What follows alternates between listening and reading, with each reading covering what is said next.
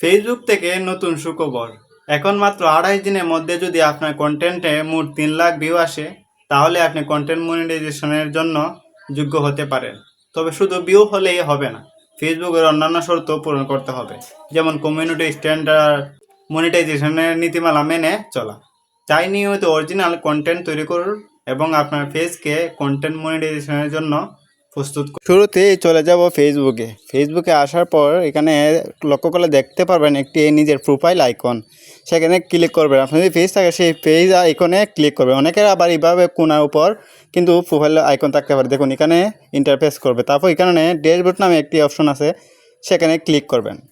সেখানে ক্লিক করার পর এরকম একটি ইন্টারফেসে নিয়ে আসার পর আপনারা লক্ষ্য করলে দেখতে পারবেন একবার কোণার মধ্যে কিন্তু মনিটাইজেশন অপশন নামে একটি জায়গা আছে, সেখানে ক্লিক করবেন। ক্লিক করার পর এরকম একটি ইন্টারফেসে আসার পর কিন্তু এই সেই মেন জায়গা, যেখানে আপনারা ক্রাইটেরিয়া পূরণ করলে কিন্তু পেয়ে যাবেন মনিটাইজেশন।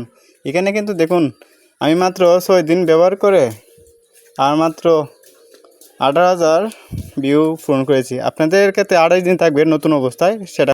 ধন্যবাদ ভিডিওটি দেখার জন্য। লাইক, কমেন্ট ও সাবস্ক্রাইব করতে ভুলবেন না।